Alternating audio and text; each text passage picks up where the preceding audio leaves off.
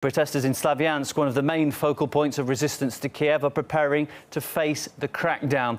Armoured vehicles are converging on the city, and locals say all roads have been sealed off. RT's Maria Finoshina reports now from the restive region. We've seen these people protesting for weeks in eastern and southern Ukraine. First, taken to the streets, then taken over state buildings. We're peaceful people who simply demand that the Ukrainian authorities listen to us. For about a month we went to Lenin Square demanding a referendum. Nobody listened to us. Only after the seizure of administrative buildings took place, only then did they hear our voices. But what the government heard was the voice of what they say is separatism and terrorism. Then they sent in the army. The army should be with people and not against it. It's unimaginable sending troops against its own people. In all my life, I never thought something like this could happen in my country. I want my children to live in peace. It's frightening.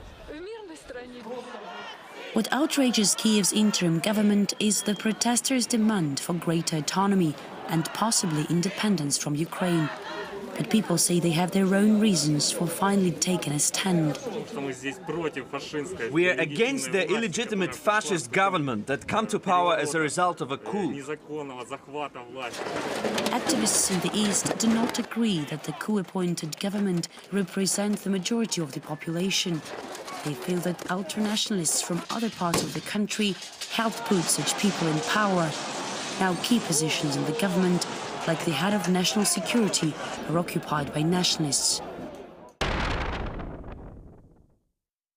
I want to live here the way I want to, according to my conscience. I don't want anyone to tell me what language to speak.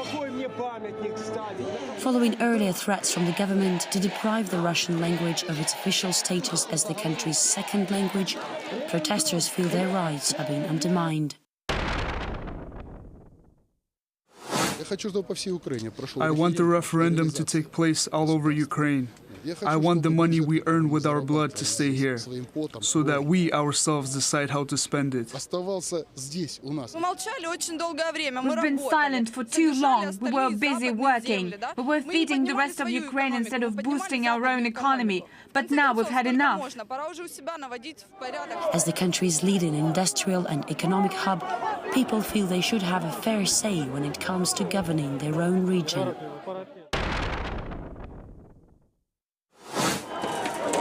After the eruption of discontent, many people here are now afraid of the ongoing crackdown on dissent. I come here every day after work as I want to support our Donetsk People's Republic and those men who are now inside, waiting for the military operation against them to start at any moment.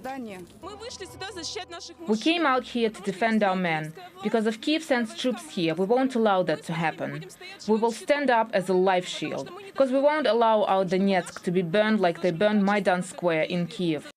Self-rule protests have been shaking Donetsk and the wider east and south for months. These barricades have attracted different people and different motivations, but it seems that, as far as Kiev is concerned, they are all the same, and they will be treated the same, with a large-scale military anti-terror operation against them, which is now in full swing. Maria Finoshina, RT, Donetsk.